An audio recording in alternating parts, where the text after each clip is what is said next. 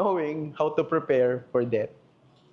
Noong nakaraang Webes ay nabalitaan natin na pumanaw na ang Senador Juan Ponce Enrile sa edad na 101 years old. Ang pagpanaw niya ay siguro pagtatapos na rin ng lahat ng mga humorous anecdotes na nakakabit sa kanya. Kasi sabi nila, napaka-indestructible talaga ni Juan Ponce Enrile sapagkat marami na siyang na-outlive. Karamihan sa mga kasabayan niya o mga mas bata pa sa kanyang kilalang tao, nawala na pero nandyan pa rin siya. Ito yung mga nabasa ko Noong daw nagkaroon ng Big Bang, nandoon na siya. At sabi, noong yun daw puno, na kung saan doon kumain si Adan at Eva ng bunga, siya daw yung nagtanim nun. At noong malapit nang mag-extinct ang mga dinosaurs, nagkakape daw siya. At isa pang nabasa ko na, sabi minsan daw ay in-interview siya. Sabi niya, nasaksihan mo ba ang maraming patayan nung panahon ng World War II? Ang sagot niya,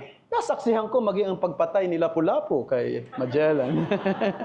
Nakakatuwa, no? Palagay ko matatapos na yung lahat ng yan. But behind all the jokes lies a sober truth that even if a person reaches an advanced age, life is still short.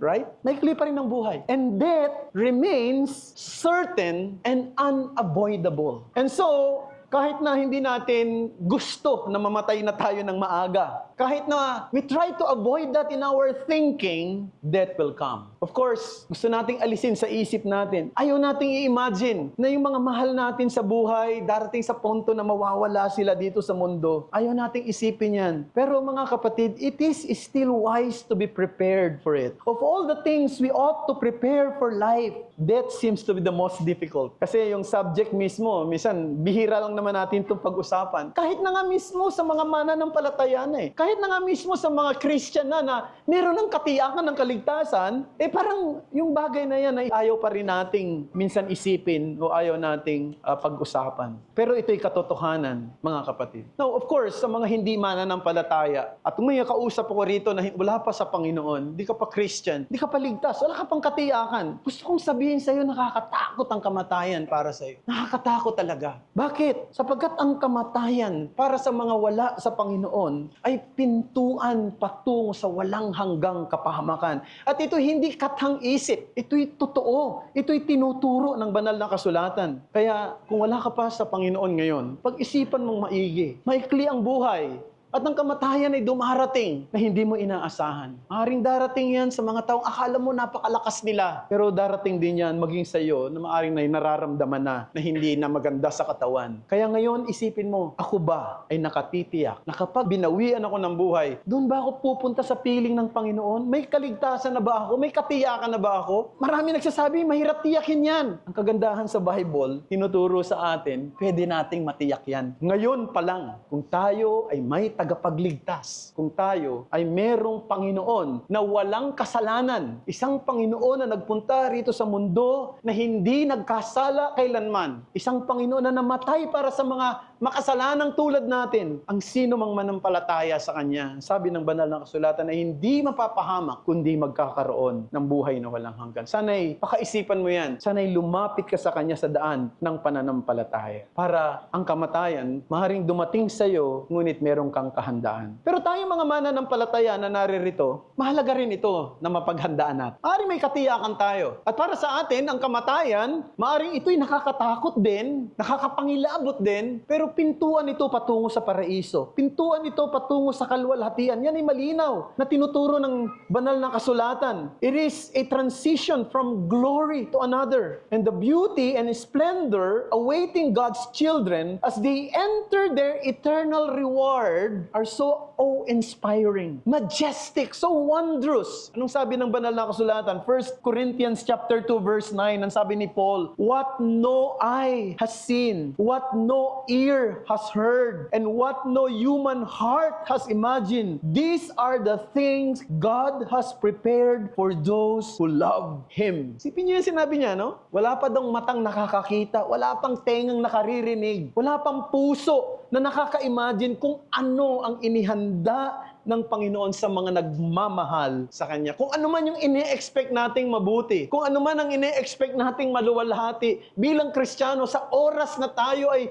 binawian ng buhay patungo doon sa Kanyang celestial city. Sabi niya, lagpas pa doon sa inaasahan natin ang inihahanda ng Diyos para sa atin. So in light of this glorious reality that awaits believers, the question then follows, how should we live as we prepare for the great and final day ng buhay natin? How should we live as we prepare for that great and final day sa buhay natin? So, at this point, brethren, I want to borrow some thoughts and points from one of the great Puritans named William Perkins. No? So, yung mga sasabihin ko sa inyo ngayon, marami doon ay in-extract ko doon sa isang aklat ni William Perkins, isang Puritan na sa kanyang classic work na A Salve for a Sick Man. May pamagat. A Salve, S-A-L-V-E, for a Sick Man. Now, tandaan natin, si William Perkins ay merong 10 volume na naisulat. 10 volumes of works. The works of William Perkins. Siya ay nabuhay noong 1558 hanggang 1602.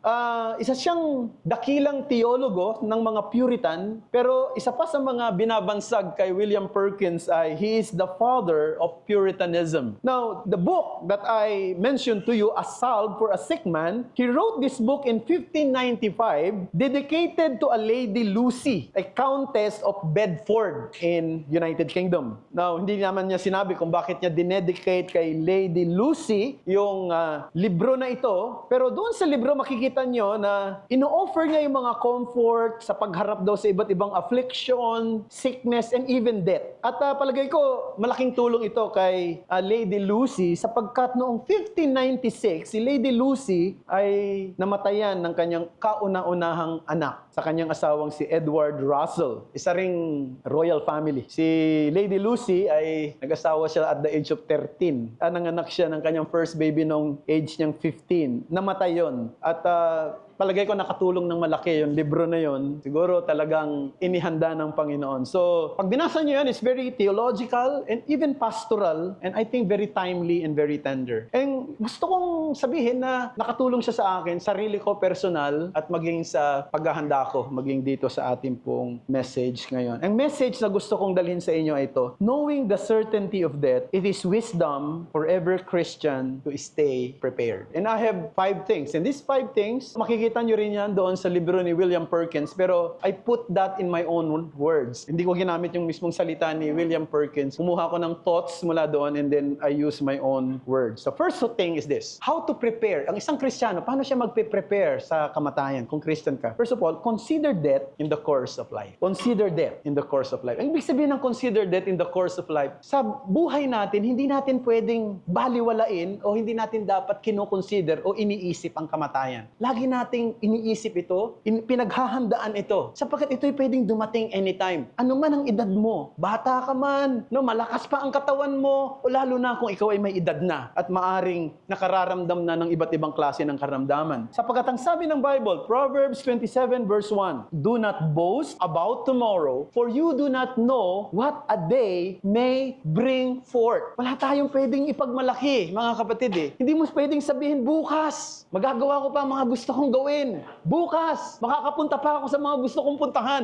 Bukas, makakausap ko pa siya. Hindi. Sapagkat ang sabi ng salita ng Diyos, wala kang pwedeng ipagmalaki sa araw ng bukas. Hindi mo alam kung ano ang magaganap. Kaya dapat itong paghandaan. Dapat itong i-consider in the course of our lives. And preparing for that involves what? Of course, practical arrangement. At sa panahon natin ngayon, hindi naman masama na maghanda ka na rin ng mga tinatawag natin insurance. Walang masama dyan. Yung iba, ayaw nila dyan eh. Kasi para bang, bakit mo kinakailangang paghandaan yan? Hindi. I think walang masama na maghanda ka na rin ng mga plano sa araw ng iyong kamatayan o saan ka ililibing kung kaya mong gawin yan, ano? O para yung mga tao na maaaring hindi masyadong mahirapan, yung mga maiiwanan mo. Meron ba tayong principle sa Bible dyan? I think meron. hindi man klaro, pero natatandaan nyo ba na noong si Jesus Christ ay namatay, merong isang lalaki na ang pangalan ay Joseph of Arimathea, di ba? Na inoffer niya yung kanyang libingan para doon ilibing yung katawan ni Jesus. So, ibig sabihin, this is a principle na talagang pwede mo rin talagang paghandaan maging ang kamatayan mo. Yung mga practical arrangement, pwede rin naman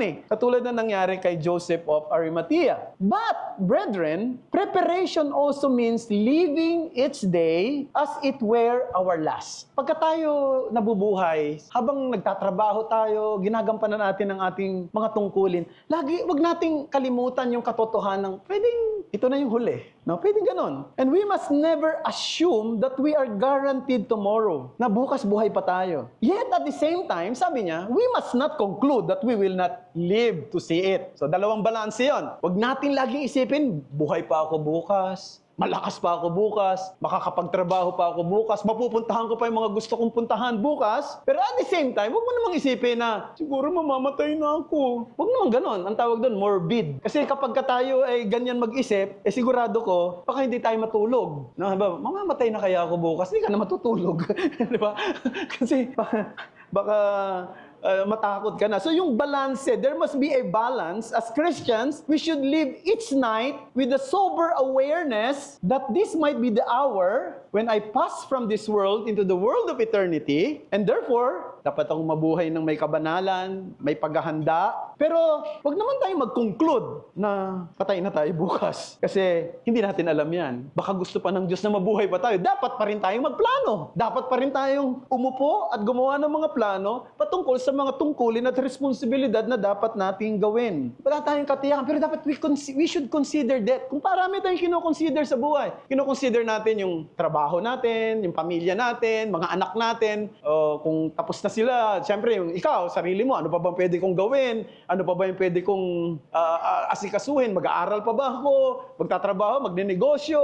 Paano ako makakatulong? Pero kasama daw doon sa lahat ng yan, yung usapin ng kamatayan. Sapagat yan ay bahagi. Alam natin na nasa kamay lang ng Diyos ang ating buhay. Kung ang isang tao na kriminal ay nahatulan ng bitay, kahit na yan ay nandoon na sa death row, hindi pa rin natin pwedeng sabihin, mamamatay na yan. Sapagat pwedeng may mangyari na habang siya ay nasa death row at malapit na siyang bitayin, ay biglang mayroong intervening situation. May mga legal technicality, mayroong tinatawag diwang presidential commutation of his sentence. On the other hand, ang pagkakaroon ng isang malakas na katawan, malusog na katawan ay hindi garantiya na ang isang tao ay makakakita pa ng umaga. Noong nakaraang linggo, nag-meet kami nung kakilala kong pastor na napaka-health conscious talaga niya. Nag-workout siya, hindi siya nagkakape, at hindi siya kumakain ng yung mga pagkain na matataba. Napaka-health conscious niya talaga. In fact, sa sobrang pagiging health conscious niya, ayaw niya na rin ng doktor. Ayaw niya na rin magpa-check up kasi sa tingin niya, napaka-healthy niya sa mga kinakain niya. Biglang inatake. Isang atake lang, patay. So, anong ibig ko lang sabihin? Kaya nga daw yung mga pagkatapos nung araw na yon, nung mamatay yon, sabi ng mga pastor doon, kasi siya lang hindi nagkakape. Ngayon, magkape na tayo.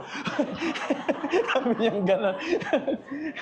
Kasi ito hindi nagkakape. Ayun, yung iba tuloy, ayaw na rin tuloy magkape kasi dahil nga masama ang kape, ayan, namatay ng maaga. Ang ibig ko lang sabihin, nasa kamay pa rin ng Panginoon ang lahat. Take for example, Robert Murray M'Cheyne.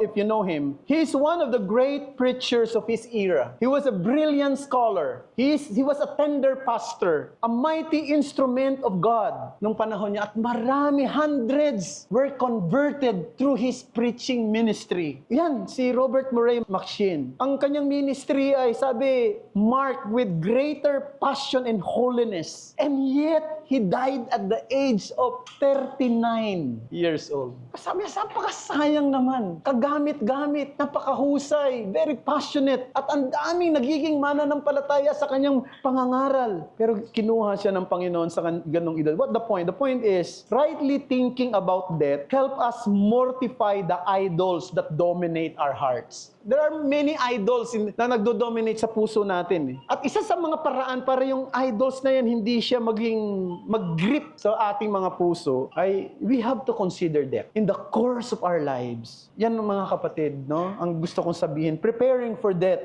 then is truly a means of preparing for life. A life with God in this world and in the next. That is one of the advice from the great William Perkins. Number 2, for the believers, cast off the power of death in our lives. 1 Corinthians 15:56. The sting of death is sin, and the power of sin is in the law. Ano sabi sa Tagalog? Ang kamandag ng kamatayan ay ang kasalanan, at ang kapangyarihan ng kasalanan ay nasa batas. So sabi ni Perkins, believers should strip death of its power. Alisin daw natin bilang mananampalataya ang kapangyarihan ng kamatayan sa ating buhay. Ano yun? Ano yun? Anong kapangyarihan ng kamatayan sa niya? Dito, sino binabanggit? Kasalanan. Kinumpara niya ang kamatayan sa isang serpent, sa isang ahas na makamandag. Ang ahas ay nakakatakot. Hindi naman actually sa kanyang laki. Liit-liit lang minsan. Pero nakakatakot dahil meron siyang kamandag. Diba? Therefore, sabi ni Perkins, we must do everything we can to remove this poison. And his appeal is very strong. Lay this truth in your heart. Use all your strength and life and health to weaken the power of death before you die. In simple terms, sabi niya, Christians, you must make every effort to root out sin from our lives. Because sin is what gives death. Sin is what gives death and its sting. Diba? Kung mayroon kang hawak na ahas at nandito pa, sinampay mo pa dito sa leeg mo yung ahas. Pero wala naman siyang kamandag. Diba? May lakas ng loob ka na ilagay yan dito. Wala siyang kamandag eh. O ipulupot mo sa katawan mo. Wala siyang kamandag eh. The same also is true. Whatever a person does sa buhay na ito, mahaharap daw natin ang kamatayan kung alam natin tayo mismo ay lumalaban sa kasalanan. Ulitin ko, mahaharap natin ang kamatayan kung tayo mismo ay lumalaban sa kasalanan. At ang paglaban sa kasalanan ay araw-araw sa ating buhay. At ang paglaban sa kasalanan, dapat hindi yung malapit ka nang mamatay, saka mo i-deal yung sin mo. Ngayon, araw-araw, you have to deal with your sin every day. Hindi yung pag malapit ka nang mamatay. Alam nyo, lahat ng tao malapit nang mamatay, meron ng hangaring magsisi ng kasalanan. Malapit na mamatay eh. Kaya, di ba, minsan pag malapit na mamatay, lumalambot na ang puso, at natatakot na, marami ng mga habilin ng kung ano-ano. Pero dapat, mga kapatid, ang paglaban sa kasalanan ay hindi yung malapit ka nang mamatay. Ang paglaban sa kasalanan ay araw-araw sa buhay natin. At ito ang paraan upang maharap natin ang kamatayan ng may katapangan. We should make it daily habit to live in this way. A saying goes like this, he who would live when he is dead must die while he is alive. Ulitin ko, he who live when he is dead must die while he is alive. That is, die to sin now rather than waiting until the moment of death. The way to face death is to fight sin now. Number 3, cherish the comfort of present eternal life. Cherish the comfort of present eternal life. John chapter 3 verse 36a. Whoever believes in the Son has eternal life. Now, ang common misconception ng marami, pag pinag-uusapan ng buhay na walang hanggan, ito yung mangyayari sa isang taong Kristiyano pag namatay na siya. Papasok na siya sa buhay na walang hanggan. Pero hindi iyon ang turo ng Bible. Ang turo ng Bible, we can possess eternal life now. If we believe in Christ now. If we embrace the gospel now. The moment you believe in Christ, then you possess eternal life. Not at the moment of death.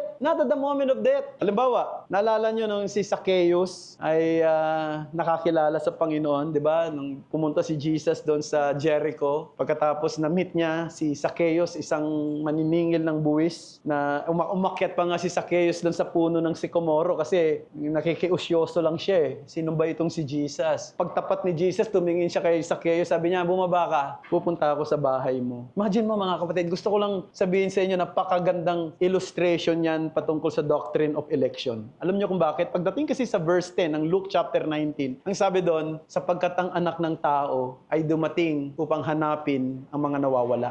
Si Jesus pumunta doon sa Jericho. Sa dami ng mga tao ron, ang pinuntahan niya lang si Zaccheo. Sapagkat si Zaccheo ay ang taong ililigtas niya. So hindi si Zaccheo yung naghanap. Hindi siya yung, kasi umakyat siya sa puno eh. Of course, gusto niya lang makita. Sino ba yan si Jesus? Pero ang totoo naghahanap ay si Jesus. Hinanap niya si Zaccheo. Ngayon, noong pinatuloy niya na si Jesus dun sa kanyang bahay, di ba anong sinabi ni Jesus ng oras na yon? Sabi niya sa Luke chapter 19 verse 9, sabi niya, "Today, salvation has come to this house." Ngayong araw na ito dumating ang kaligtasan sa bahay na ito. Hindi niya sinabing may kaligtasang darating o may kaligtasan pagkatapos ng kamatayan. Hindi. Ngayon, sa oras na ito, pinapakita lamang na ang kaligtasan, ang experience of salvation ay darating sa oras na ang isang tao ay tinawag ng Diyos sa pamamagitan ng pangangaral ng Ebanghelyo at siya'y nanampalataya rito. At that very moment, hindi lang siya napatawad sa kasalanan, nagtaglay na siya ng buhay na walang hanggan. So, ang gusto niyang sabihin dito ni William Perkins, we should enjoy eternal life now. Enjoy and cherish eternal life now. And one way to prepare for that is to remember that we are already have that in Jesus Christ. That we are God's children. And therefore, we ought to live as members of His family. We should show to the world that we belong to a family who possess eternal life by living a life that is pleasing to God, by serving His interest, by preserving the honor and reputation of our family, the family of God. We should enjoy eternal life now. We should cherish the life that we have now. Yan ang buhay natin. Isipin niya, kung talagang totoong Christian ka ngayon, Christian ka bukas, Christian ka sa susunod na buwan, Christian ka sa susunod na mga taon kung kailanman ikaw bawian ng buhay. Ganon ang Christian. Walang Christian ngayon. Bukas hindi ka na Christian. Di ba? May mga ganon. Alam mo, dati born again yan. Alam mo, dati Christian yan. Paano nangyari yun? Kung Christian siya dati, Christian pa rin siya ngayon. Kung dati nag-claim siya na Christian siya, pero hindi na siya nabubuhay bilang isang Christian ngayon, hindi siya Christian noon pa. Akala niya lang. Kasi ang totoong Christian noon ay Christian ngayon at Christian bukas at Christian sa susunod na panahon. Parang isipin natin ang pagiging Christian ganito parang sasakyan na pumasok ka sa isang one way ba? Patungo sa isang destinasyon na hindi ka pwedeng magmaniobra pabalik. No? Kasi maliit lang yung daan at meron nakasunod sa likod. Kaya pag pumasok ka doon, dire-diretso ka na hanggang doon sa gusto mong puntahan. One way lang yan eh. Pagiging mananampalataya, pag nanampalataya ka ngayon kay Jesus, dire-diretso ka na hanggang doon sa iyong destinasyon. Yan ang buhay Kristiyano, mga kapatid. Kaya dapat pasalamatan natin ang Panginoon sa katotohanan yan. Dapat i-enjoy natin yung blessing na yan. Si Dwight L. Moody, nabasa ko lang naman to, sabi, sa isang event na kung saan nagsalita siya sa grupo ng mga tao, sabi niya, "One of this morning, isa sa mga umagang ito, maririnig ninyo si Dwight L. Moody ay patay na. Huwag kayong maniwala," sabi niya. Sapagkat ang totoo, ako ay higit na buhay kesa noon. On that day, I shall be more alive than I have ever been. The point is, eternal life begins at the moment we believe. And we are heading to our destiny. We are heading to glory. This is why today, not the moment we face the door of death, ang paghahanda patungkol sa kamatayan. It is the day to trust Christ. It is today to trust Christ and waiting until the moment, no? Maybe too late. Kasi pwedeng ba sabihin ng iba, no? Saka na ako mananampalataya pag malapit na. Saka na ako magsusuko ng buhay ko kay Kristo kapag di ba, nakikita ko na yung pintuan ng kamatayan. Baka hindi mo na makita talaga. Kaya dapat ngayon pa lang, habang meron pa tayong linaw ng isip, habang pwede pa at habang pwede pa nating magawa na ma-enjoy kung ano ang ibibigay ng Panginoon sa atin. So, yun ang number 3. Let's go to number 4. Count sufferings as preparation for death. Count sufferings as preparation for death. 1 Corinthians 15:31. Sabi niya, "I protest, brothers, by my pride in which I have in Christ Jesus our Lord, I die every day." I die every day. In its original context, Paul's statement also had a literal meaning. Kasi nung sinabi niyang I die every day, it refers to the constant physical dangers na hinaharap niya dahil sa mga pag-uusig, dahil sa kanyang pangangaral, pagtuturo ng salita ng Diyos, sa kanyang missionary journey. Marami siyang mga dangers na hinarap Kaya sabi niya, I die every day. Araw-araw parang namamatay na ako. Pero yung salitang yan ay hindi lamang ito literal. This reality is strengthen his hope in the bodily resurrection. That without that hope, his daily sufferings would have been meaningless. What's the point? The point is, he died every day as a preparation for death. No, maaaring hindi naman tayo natutulad doon sa mga ilang kapatid natin na nakararanas ngayon ng matinding persecution sa ibang lugar. Kasi ang mga Christians, di ba, dito, napakalaya natin, nagagawa natin kung ano yung gusto natin. Pero mayroong mga mananampalataya, halimbawa, sa North Korea, sa Afghanistan, sa Eritrea, yan ay sa Africa, and many parts of Africa, they live under constant threat sa kanilang pananampalataya. Tayo dito, hindi. Tinatamad pa nga tayo dito umatin sa church, no? Minsan, lalo na pagka medyo makulimlim ang panahon. Di ba? Pero, of course, nakaka-encounter tayo ng trials. Iba't ibang trials. Andiyan ang trials ng karamdaman, kahirapan. Minsan, yung worldly pleasure, trial din yan eh. Yung mga inaalok na kasiyahan ng mundo, trial din yan para alisin ka doon sa tamang pag-iisip ng paglilingkod sa Panginoon. Maraming challenges sa ating faith. At alam ko nararanasan niya ng iba sa atin dito. Yung mga difficulties na yan, pwede nating tingnan bilang paghahanda sa kamatayan. Yun yung sinabi ni Paul, I die every day. I die every day. I die every day as a preparation for the real death na mangyayari sa akin. So, ganun din tayo. We should begin dying while we are alive so that we may die well at the end. Na merong illustration si Perkins. Nabasa ko na rin tong illustration na ito patungkol kay Thomas Bilney. Nabuhay siya noong 1495 hanggang 1531. Si Thomas Bilney, dahil sa kanyang pangangaral sa isang salita ng Panginoon, he was burned at stake. Sinunog siyang buhay.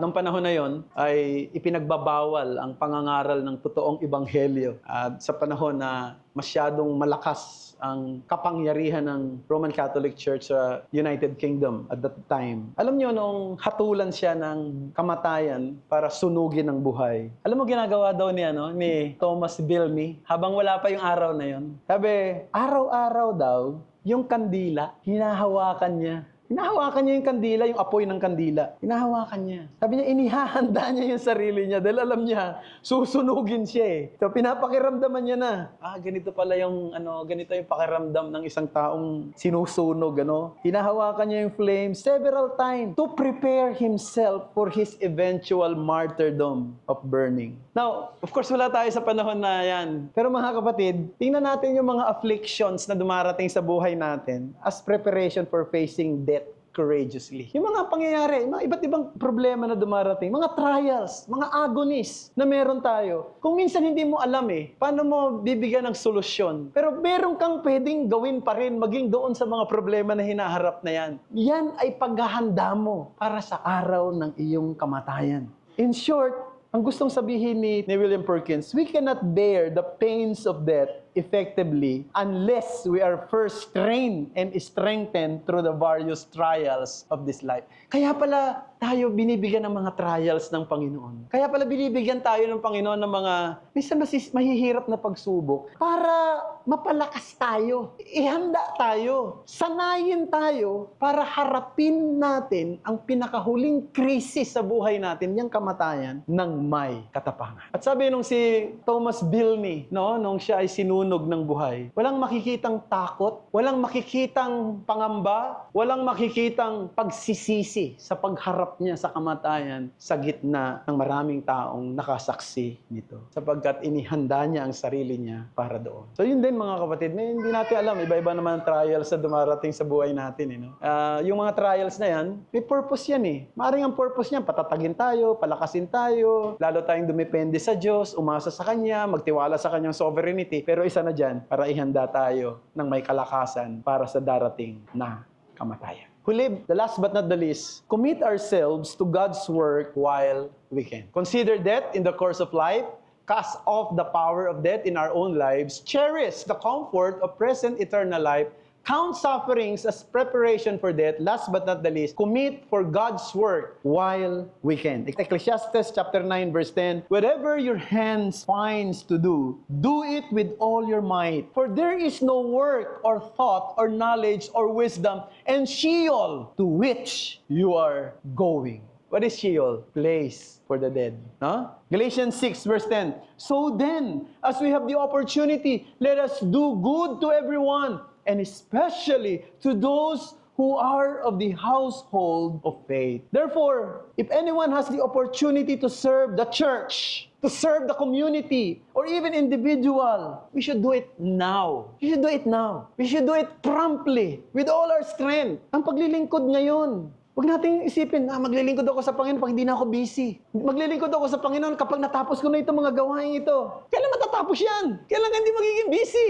Baka dinatnang ka na ng kamatayan, hindi ka pa talaga nakapaglingkod. Baka dinatnang ka na ng kamatayan, hindi ka pa rin nakapaglingkod sa community of God's people. Baka hindi ka pa nakapag-serve sa church. Hindi ka pa nakapag-serve sa individual. Do it now! Those who live their days diligently in this way will end their lives with considerable comfort and peaceful conscience. That's from Perkins. Now, si John Wesley, mga kapatid, at maaaring narinig na natin to, pero isa sa mga bagay na paborito ko mula kay John Wesley, na nung minsan daw ay tinanong siya, ano ang gagawin mo kapag alam mo bukas mamamatay ka na? Ang sabi ni John Wesley, ganito, I would not change my schedule at all. Di ko babaguhin yung schedule ko. Magpipreach pa rin ako kung saan ako naka-assign mag-preach. Kakausapin ko pa rin yung mga tao na naka-schedule kong kausapin. Mananalangin pa rin ako sa oras na itinakda ko na ako ay mananalangin. At matutulog pa rin ako ng alas 10 ng gabi, tulad ng oras ng pagtulog ko.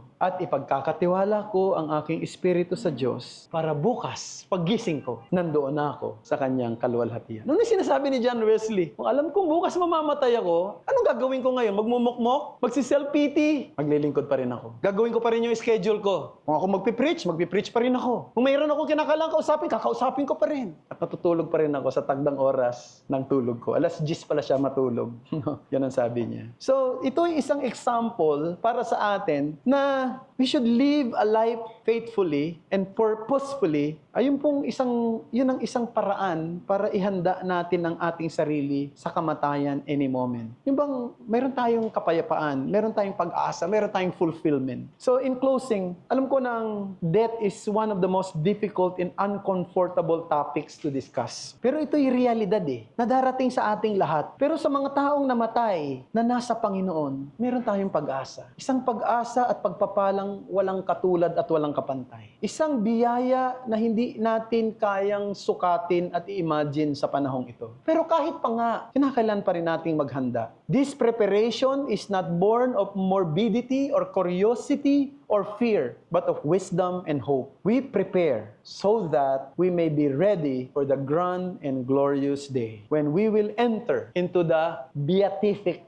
vision. On that day, we will behold the face of our Master daily and forever. And let us therefore look toward that day. Kung kailan yan, darating yan sa panahon na maaaring hindi mo inaasahan. Darating yan, maaaring napakatagal pa, maaaring umabot ka rin sa edad ni Enrile, 101 years old. At maaaring ikaw na, sa mga panahong yon ang ginagawa ng mga anecdote, mga nakakatawang joke. Pero hindi yun ang mahalaga. Kung kailan dumating yan, meron kang pag-asa at ikay nakapaghanda. At ang paghahanda, binanggit na natin kanina, o consider natin ang kamatayan habang nabubuhay tayo. Aalisin natin ang kamandag ng kamatayan sa buhay natin, yan ang kasalanan. I-cherish natin yung pangkasalukuyang buhay na walang hanggan, nataglay na natin ngayon. Gagamitin natin maging ang mga sufferings na meron tayo bilang paghahanda sa araw ng kamatayan. At sa huli, gamitin natin ang mga oras at opportunity na meron tayo na magawa ang mga bagay ng gawain ng Panginoon habang may pagkakataon. Yan ang sinasabi ng salita ng Diyos. Yan